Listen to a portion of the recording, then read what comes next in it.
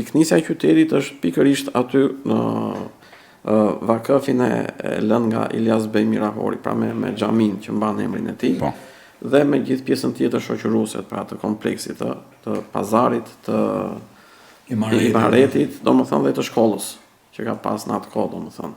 Medreseja, Mejtebi. Pra, kështu që a është kjo, domethënë ka gjetë diçka, domethënë. A kjo është zanafilla apo ka diçka tjetër? Si zanafilla këtu. Tani,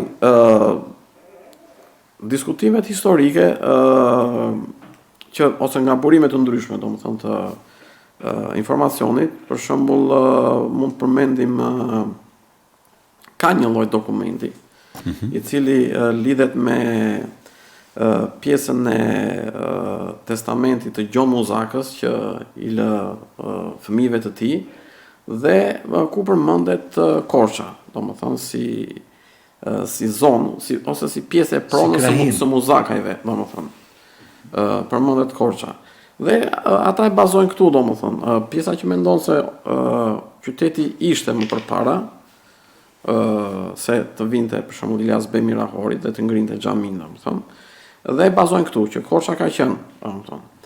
Mirë po, nuk ka një të dhënë specifike, për shembull që të kemi një tjetërsim të themelit fillestar të qytetit.